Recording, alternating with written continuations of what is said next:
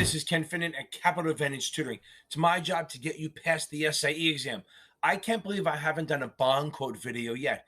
So we got to do it. Let's get on it. Whenever you look at a bond, when they do pricing, there's basis, which is the yield stuff, which you're not going to get into. But the pricing part, we have, it's the percentage of par. That's like the dollar bonds, term bonds. So if you see 90, and 90 as a quote, it's 90% of par. So 90% of 1,000 is $900. So if you see $100,000 worth of bond, 100M, that's nine, and you see it paid 90 for it, you paid 90% of 100 grand, which is $90,000. So it's always the percentage of par. If you see 105, it's 105% of par. But the easiest way to look at it is this: 90 is 900, 95 is 950, 101 just had a zero is 1,010, 120 at a zero is 1,200. That's kind of the way I look at it always. Okay, now let's actually do the pricing. So if I pay 95 and an eighth, that's really 95, and I do 1 divided by 8. So I'm going to do 1 divided by 8 is 0.125, 0.125, and then I hit plus 95 on the calculator.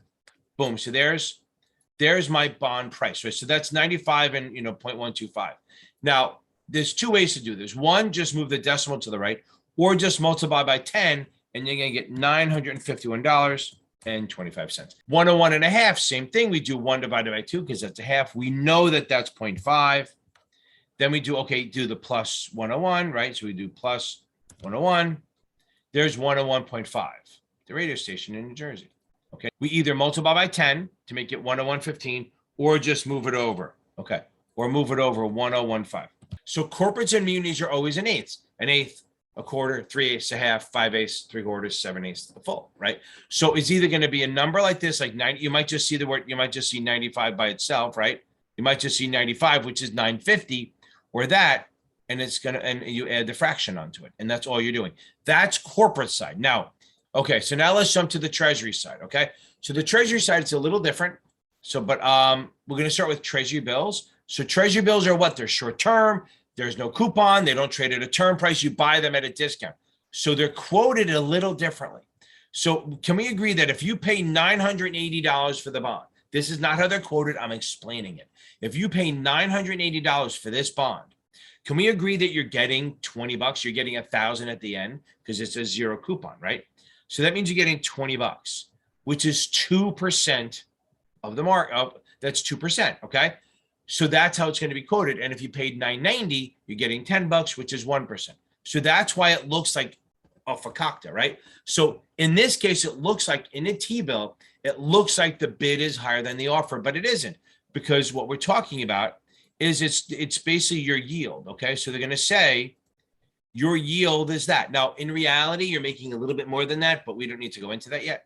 We'll go into it. Why not? So you buy a bond for $980. You get $20. $20 out of 1,000 is 2%. Pay $990, you make $10, which is $10 out of 1,000, which is 1%. But here's the thing: that's what you're being quoted at, but you're actually making a little bit more money than that, right? Because think about this: you didn't pay 1,000, you paid $980, so it's really going to be 20 divided by 980. And I'm going to do that right now. Get the calculator open. Do 20 divided by 980. So your actual yield is like 0.204%, 2.04%. But that's how it's quoted. So you're earning a little bit more than what it's quoted. And the same thing with if you pay $990, it's probably like 102 or something like that. So the point is, it's going to be quoted this way. This is how it's quoted. And the way to know it's a T-bill is if you see the bid looks higher than the offer. It's not really, but the way it's quoted, it definitely looks like that. So now let's jump down here. We have notes and bonds. They're going to be in 30 seconds. So if you see a decimal or a dash,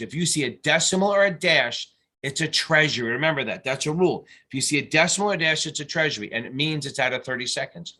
So what's unsaid is this. This is really 25 out of 32. And verbally, when I say 30 seconds, people sometimes think I mean the time 30 seconds. If you like this so far, please hit like, subscribe, share this shit to people.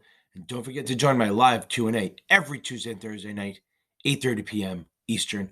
Be there. So here's what we do. First, we see 102 and 25. So we're going to have the 102 there. We know that. So we're going to do 25 divided by 32. That equals 0.78, right? So we see 25 divided by 32 equals 0.78.